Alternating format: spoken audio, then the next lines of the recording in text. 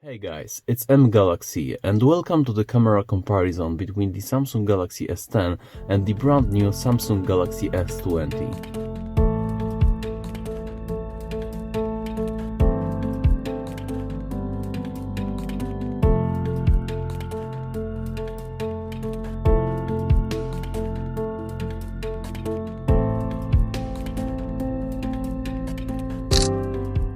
Interestingly, it appears that in opposite to usual trend of increasing the HDR strength with each new generation, this time we got decrease. In the result, the S20's picture certainly does look more natural, but definitely less spectacular compared to the S10. In this one, the Galaxy S20 was able to capture colors of this ground area in a more true to reality fashion. And here the same picture shot from the ultra-wide-angle lens on both, again with the same difference in exposure and HDR department. I have to say that when I got my Galaxy S10 I had some doubts in terms of that HDR strength, but now, comparing both of those phones side by side gives an insight why someone may prefer that more processed look. It's also worth to mention another difference related to that image processing. Levels of exposure. The newer Galaxy S20 tends to produce darker pictures, in case you wonder which one was more accurate in this picture. I would probably say the S20, but honestly, something between the two would probably be ideal. That said, some of you may like the results from the S10s more, although it's worth to mention that the extra brightness in the older Galaxies sometimes can cause little sacrifice in form of elevated level of noise, as in this example. I must say I didn't expect Samsung would pacify HDR mode in this new Galaxy so much. Other than that, they are practically identical. I don't really see much improvements, even in the crop.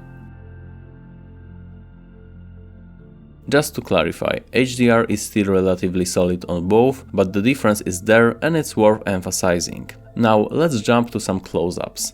It's a good opportunity to talk about subtle differences in color tones. Of course, this is still pretty much the same color science, so no night and day difference, but you can notice the Galaxy S20's pictures are a bit more saturated and vibrant compared to the old model. When it comes to the level of detail, I don't see any major difference beside more shallow depth of field in the new Galaxy. It also means less things are in sharpness, focus. That's because of the new, slightly larger sensor and lack of variable aperture which was present in the S10. Again, same little difference in saturation and exposure. The S20 does feel more natural most of the time. And I have to say I'm super happy that manufacturers realize that not just the software, but the sensor size is one of the most important factors in building a good camera. This time though, the increase in sensor size is so small that I'm unfortunately not able to see those improvements. Anyway, thumbs up for that increase. Who knows, maybe someday we will get proper 1-inch sensor on deck. The Michelin Tire Man also confirms no major difference in the level of detail, both are pretty crispy. Otherwise, it's worth to know about, I suspect, the limitations of optics in the S20. The bottom line is that distortion is there, sometimes, but I don't think it will always be that disturbing. Another two things I have to mention, macro and autofocus. I don't know if it has worse focusing distance or if it's related strictly to the autofocus system, but the S10 just seems much more predictable in a macro photography. As you can see, I couldn't get S20 to focus on this emblem. Same here.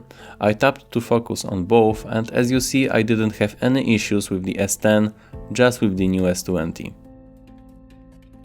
Now let's have a look at the ultra-wide-angle module on both. There seemed to be improvement in a corner sharpness. The S10's picture looks a bit more warped in this area compared to the new model. As for the field of view, the ultra-wide-angle lens in the S10 is wider by about 3 degrees in comparison with the newer S20. Not that I see any real difference really. In regards to the telephoto, I was very disappointed when I've heard the S20's zoom is no longer optical, but instead it uses pixel binding from its high-resolution 64 megapixel sensor. Having said that, I'm happy to report that the final results doesn't differ much from the optical zoom found in the previous phone. And now it has quote-unquote native 3 times instead of 2 times abilities to zoom. Now, let's check the videography aspect. So this is camera comparison between the Samsung Galaxy S10 and the Galaxy S20. So this is camera comparison between the Samsung Galaxy S10 and the Galaxy S20.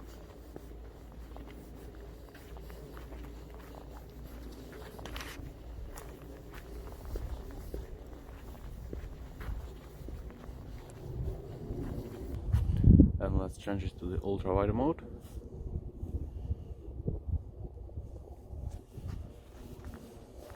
So in my mind, both have pretty much the same video quality. Once again, the S10 has less optical distortions in the edges and seem to be touch sharper. Although the level of detail I would say is comparable, until we use the 8K resolution in the S20. Then it is in a whole different galaxy. If you have a good lighting condition, it truly shines and shows its potential. Sadly, it comes with huge drawbacks like poor frame rate, worse stabilization, worse autofocus and limited field of view in case of the standard S20. All of those things make it pretty much unusable and unnecessary. In the end, I would prefer if they would have done, for example, oversampling of 6K to 4K. But it is what it is, and 8K sounds much more impressive on paper, I guess. As for low light, it seems like the new Galaxy handles noise in a slightly better manner. There are less artifacts compared to the previous generation.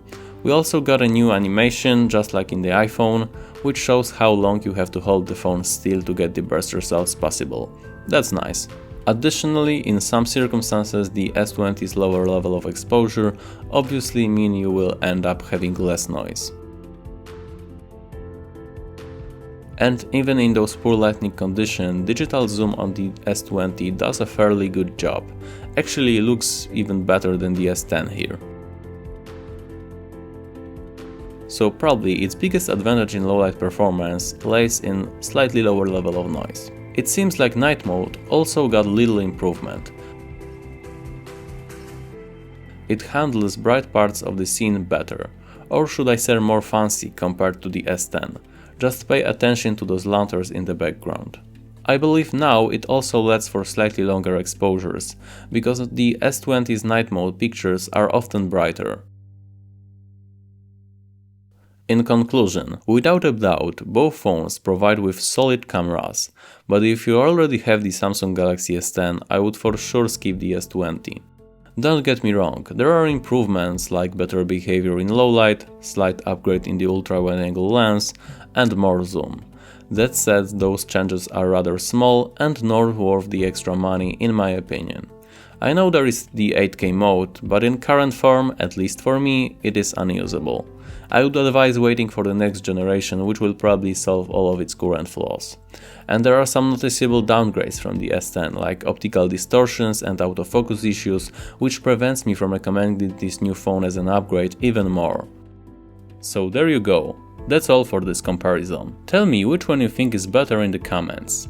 This video was probably one of the most time-consuming I've ever made, so I'll be very grateful if you comment, rate and share it.